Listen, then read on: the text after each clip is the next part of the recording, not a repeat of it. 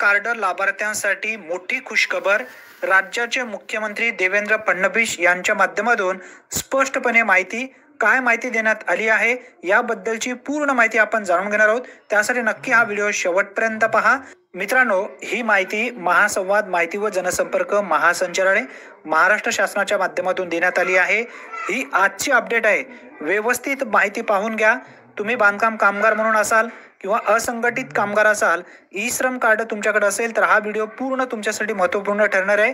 असंघटित कामगारांना केंद्र व राज्याच्या योजनेचा लाभ देण्यासाठी आराखडा तयार करा.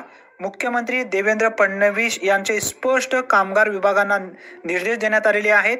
या ठिकाणी 100 दिवसाचा जो काही आराखडा आहे तो सादरीकरण करण्यात आलेला होता कामगार विभागांच्या माध्यमातून. आता यामध्ये सांगण्यात आलेलं आहे, ज्यांच्याकडे ई श्रम कार्ड आहेत अशा लाभार्थ्यांसाठी सुद्धा हा महत्त्वपूर्ण अपडेट आहे.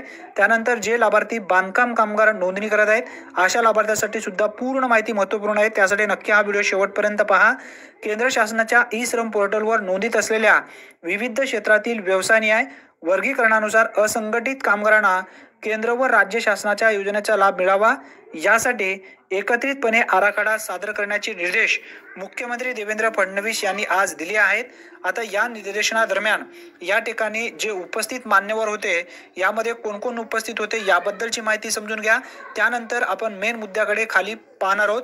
मुख्यमंत्री देवेंद्र फडणवीस यांनी आज कामगार विभागाचा आढावा घेऊन येत्या 100 दिवसात करावयाच्या कामासंदर्भात सूचना केल्या आहेत.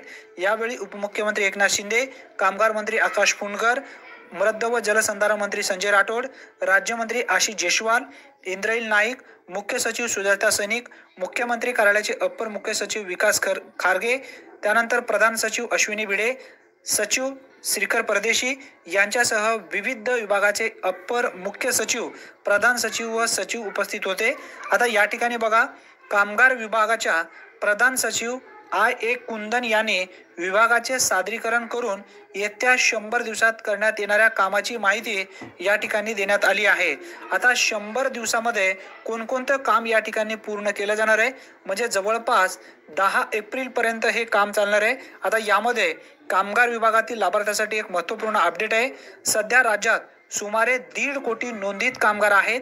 या कामगाराबरोबर इतरही क्षेत्रातील असंघटित कामगारांसाठी विविध योजनेचा एकाच प्लॅटफॉर्मवर आणण्यात यावेत. उद्योग व नियामक यांच्या वेगवान समन्वय साधण्यासाठी बॉयलर मॅन्युफॅक्चरिंग मॅनेजमेंट सिस्टीम प्रणाली ही ऑनलाईन सेवा सुरू करावी अशा सूचना यावेळी देण्यात आल्या आहेत. आता बघा पुढे, मुख्यमंत्री श्री फडणवीस म्हणाले की कामगारांसाठी सध्या असलेल्या ESI रुग्णालयांचे बळकटीकरण करून चांगल्या सेवा देण्यात याव्यात.